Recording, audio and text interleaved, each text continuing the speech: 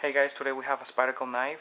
This is a collaboration work between Spyderco and custom knife maker Brad Southard. I met Brad at the gathering show and with his wife, and they are awesome people. They are very friendly, they are humble, and they are just uh, people's person. And it has been my honor to meet him, and I like him very much. I have a custom order from him, but it's not my number yet. Soon, I guess. Um, all Brad's design has Brad's design element, which is skinny and very ergonomic, and it flows. Most of his knives are not very tactical uh, looking, not very aggressive, but very EDC friendly. For example, this light one cleave style blade with hollow ground. Uh, this thing slices very well. The blade stock is pretty thick actually. I think it has about 3 millimeters of thickness, and it extends almost all the way to the tip. Okay, so that's a very sturdy design. Um, the Spyderco Spidey hole here, it's not the biggest, but it is very well designed, unlike other many Spyderco knives which has a bump here. This one actually has a very slim profile, which works really fine.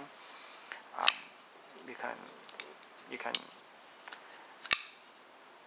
open it really quickly, uh, but you have to like really stick your thumb in and then just pop it. You can't open like well, you can, but it's not as easy to use the tip of your thumb. Most uh, most of the time you'll open the knife with a flipper, which is one of the best, has one of the best flipping action from my production knife. Brad has mastered um, flippers. Most of his knives are flippers. Actually, yeah, he makes a lot of flippers, and he know how to make flippers. Trust me. To make a good flipper, you have to have a really good detent and a very good geometry on the flipper. Um, the flipper has to ride around the pivot. Um, if you have a flipper that's too low, and then you will not have enough force uh, to push out the blade, and you might need a little bit of wrist action. On this one, you don't need any type of wrist action. And as you can see, there are no stopping outside because the blade has a cutout inside, and the stop pin right inside. As you can see, I hope you can see, it's right there. Okay. The jimping works, not the most aggressive jimping in the world, but works pretty fine. Um, the blade shape has this point going down the tip, which is good for poking. It's good for slicing. Um, it's good for opening packages actually. Okay.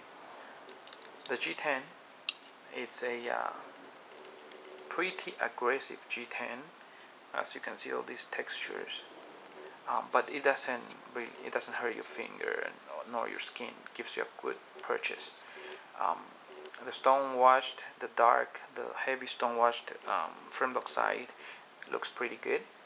It will take away a lot of scratches, and your knife will look new most of the time.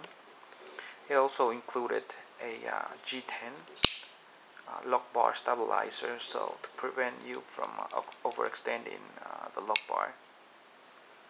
The lock bar is good. It has uh, this short lock bar design with 3 cuts here, which provide a very good tension. Some lock bar, they cut out more, which loses a lot of tension, and some, like the Spyderco Tough, which only has a little tiny bit of lock bar, which gives too much tension.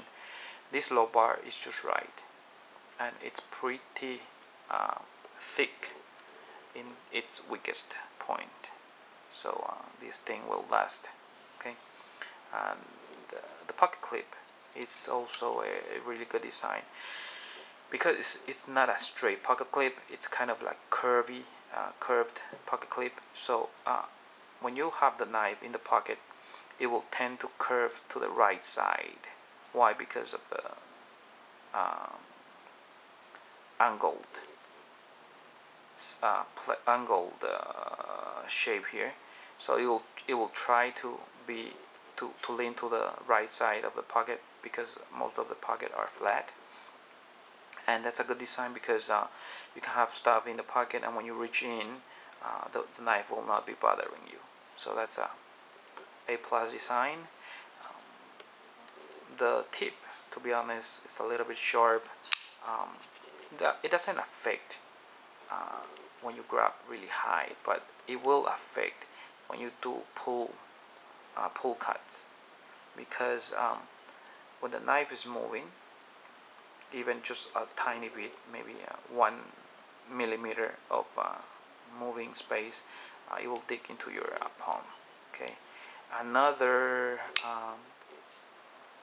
place that is not really good, it's right here. There's a point that really bugs you, but unless you have like a really fat finger, you'll be fine.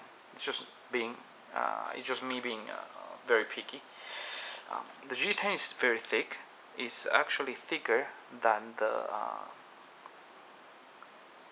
titanium liners here. As you can see, it's not symmetrical, but it doesn't matter, because you won't be able to notice. I really like it, because this is a very thick TI side, and this is an even thicker G10 with a titanium liner. So it gives you a lot of confidence on the design. Very, very sturdy and very light. As you can see, the hole drilled inside there, and there you can see a small hole. I don't know if you can see right there. There's a small hole. Okay, there.